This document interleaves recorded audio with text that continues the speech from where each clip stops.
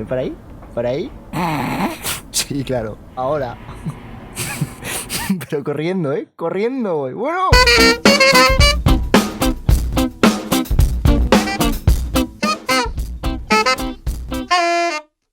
¿Qué tiene el miedo que nos gusta tanto?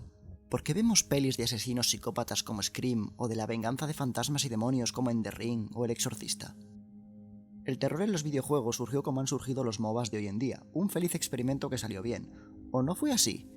Antes los juegos estaban mucho más orientados al suspense que al terror, con ejemplos como Mystery House, el primer juego de Roberta Williams, la madre de una de las sagas más queridas de las aventuras gráficas, King's Quest. Algún tiempo después, Atari sacaría Haunted House, un juego de terror que, a diferencia de sus predecesores, fue concebido desde el principio con el combate en mente, algo que no sucedía en los juegos de terror y suspense de aquella época. Las compañías de videojuegos vieron que no siempre era necesario hablar de dragones, princesas, fontaneros y marcianitos, y que habían muchísimos temas nuevos por explorar, y los géneros, aunque aún no estaban demasiado definidos, ya empezaban a perfilarse un poco. Cuando los juegos avanzaron, hubo uno que pasó totalmente desapercibido, siendo un adelantado a su época. Se llamaba Project Firestart. Exploración, solo una pequeña arma de poca ayuda ante los enemigos y la sensación constante de ser una presa en clara desventaja. Todo estaba ahí. Y no triunfó mucho, que digamos. No sería hasta años más tarde que Electronic Arts, que se esforzaba en hacer cosas interesantes, sí, antes de que por lo visto la comenzara a dirigir Lucifer, asombraría a todos con Alone in the Dark. Su creador, Frederick Reynal, por aquel entonces un joven programador, era un ávido espectador de cine de terror, y la forma de narrar tan cinematográfica de Alone in the Dark lo agradece. Fondos pre-renderizados, o más bien dibujados, y personajes 3D encima, cámaras fijas, control de personaje estilo tanque, y un sistema bastante cabrito de si la fastidias aquí, vas a morir. Todo sumado a una ambientación Lovecraftiana bastante decente. Alone in the Dark fue un bombazo, triunfó muchísimo en Europa y en Estados Unidos, y EA se apresuró a hacer una segunda parte. Mientras tanto, en Japón, un planificador y diseñador de Capcom llamado Shinji Mikami, al ver la idea se le ocurrió algo parecido llamado Biohazard, cuyo significado es peligro biológico. Pero como en América y Europa se ve que contrataron a los mismos que traducen los títulos de las películas en España, en el resto del mundo se conocería como Resident Evil. Aunque la verdad es que Capcom ya había intentado algo parecido en el pasado. Muchos conocerían el género de los survival horror a través de Resident Evil, un juego que para bien o para mal simbolizó la cristalización y perfección de los elementos y dinámicas del género en aquella época. Digo en aquella época porque las mecánicas han evolucionado, las nuevas plataformas permiten una inmersión mayor, vamos, que ha envejecido mal. Y desde este punto todo Dios quería hacer juegos de miedo. Lo que pasó es que Resident Evil vendió su alma demasiado pronto y ya en la segunda parte nos encontrábamos más ante un título de acción que de terror. Porque ¿para qué pasar miedo si puede ser Rambo? Revienta zombies con tu ametralladora. Considero que de toda la saga, el único que puede ser llamado survival horror es el primero. Y visto lo que vino después, no es que sea de los mejores. He visto saga tras saga de supuesto terror vender su alma por los sustos y la casquería barata, pero si hubo una que aguantó algo más que las demás antes de rendirse, diría que esa fue Silent Hill, siendo sus 3 primeros juegos obras maestras. Esto sí era terror. Y el estilo de Silent Hill es la principal inspiración del juego del que hoy quiero hablaros, Lone Survivor.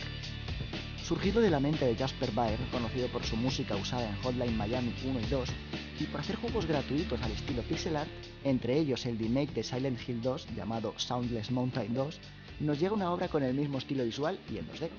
¡Wow! Que nadie se levante de su silla todavía, hablo en serio. Sí, es en 2D. Sí, tienes gráficos pixel art. Sí, es un survival horror. Y sí, da yuyu. Lone Survivor es la historia de un hombre que está atrapado en un edificio de apartamentos después de que una especie de infección destruyera la civilización, dejando monstruos infectados antropófagos por todas partes. Y tendremos que abrirnos paso como sea para sobrevivir y salir de esa pesadilla. Somos, como indica el título, el único superviviente. O quizá no. Nuestro personaje sufre alucinaciones constantes, o puede que recuerdos, o quizá sea que todo es una alucinación. Lo que está claro es que algo no va bien. Al igual que en Silent Hill, los personajes con los que podemos interactuar son misteriosos, con diálogos crípticos que invitan a rejugarlo para averiguar más. Y nunca tienes muy claro cómo han sobrevivido o cómo han llegado hasta ahí dado lo que te ha costado a ti llegar. El juego se recrea en presentar el estado psicológico del personaje y en deformar el mundo a su alrededor para reflejarlo, al igual que en el título de Konami, presentando un relato de terror psicológico lleno de misterio. Byrne aprende de Silent Hill y se nota que viene con los deberes hechos de casa. Para mí existen 2 variantes para hacer terror. La primera, más básica, pero muy eficaz, es la fusión de 2 elementos, un elemento familiar y un elemento extraño. Es por eso que los llamados niños siniestros dan tanto yuyu, o que el verdadero miedo lo encontramos en encontrar cosas que no deberían estar ahí. Esperamos una música aterradora con Freddy Krueger y oímos una canción infantil cantada por unas niñas. Es desconcertante, esa es la clave. Por eso una canción de feria o de circo en un ambiente de pesadilla es tan perturbadora, o el por qué el Joker es uno de los villanos más interesantes de los cómics. La segunda es una evolución de esta fórmula que mezcla un elemento familiar, un elemento extraño y desconcertante, y el misterio sin respuesta. Silent Hill sigue esta fórmula. Stephen King dijo una vez que las pesadillas no están sujetas a la lógica, no tiene sentido explicarlas. La explicación es la antítesis de la lírica del miedo. En una historia de terror, la víctima no deja de preguntarse por qué. Sin embargo, no hay explicación, no debería haberla. El misterio sin respuesta es el que perdura, el que siempre acabamos recordando. Si habéis jugado algún juego basado en los mitos de Cthulhu, jugado al juego de rol o sencillamente sois fans de Lovecraft, sabéis de lo que hablo. Si no, hay ejemplos más contemporáneos como la wiki de SCP, que se inició hace años en 4chan con un relato sobre una estatua que producía residuos que había que limpiar y que solo se movía si no se mantenía el contacto visual directo con ella, matando en el acto a los que siquiera parpadeaban en su presencia. No estoy seguro, pero creo que este relato es anterior a aquellos ángeles que aparecían en la serie de Doctor Who. Cuando se creó la wiki se inició un movimiento de terror y ciencia ficción en forma de dosieres de la fundación SCP, y todo el mundo podía contribuir a la wiki aportando su granito de arena. Lo brillante del planteamiento es que nunca te dan toda la información, nunca se resuelve el misterio, y partes del texto están omitidas o censuradas para que tu imaginación vuele.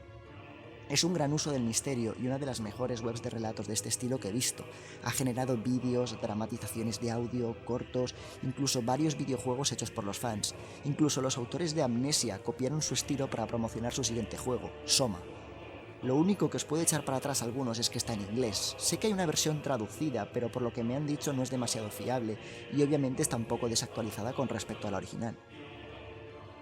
En los videojuegos esta fusión de algo familiar y algo extraño se une al ingrediente más importante de un survival horror, el sonido, que contribuye a crear el elemento más importante del género, la atmósfera. En cualquier producción audiovisual, del tipo que sea, más importante que la imagen, en un margen de 70-30%, es el sonido. El sonido es lo que nos transporta, nos mete dentro del juego, por eso existen las bandas sonoras, y por eso si quitas el audio a un juego de terror, no se queda en nada.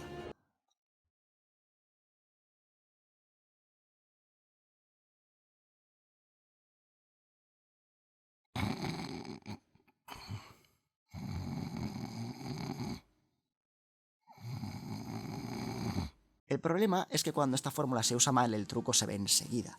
El primer Amnesia era novedoso con su mecánica del farolillo, la ausencia de arma, su atmósfera agobiante, pero he estado jugando a la segunda parte y sentía que más que conducir el relato, el juego se esforzaba demasiado en intentar hacerme sentir miedo, metiendo sustos o jumpscares fuera de lugar o usando sonidos extradiegéticos para los de la LOXE fuera del desarrollo narrativo, es decir, que no pertenece al entorno del relato sino que está por fuera, como son las bandas sonoras o los narradores omniscientes, como sollozos de mujer y gritos sin venir a cuento.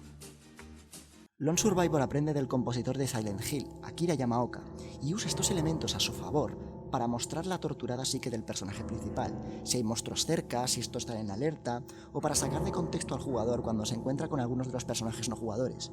El juego, al iniciar, nos pide que estemos en un lugar sin interrupciones, con auriculares y en la oscuridad, porque entiende que la atmósfera es lo que hace que te lo creas, la necesitas y vaya si funciona.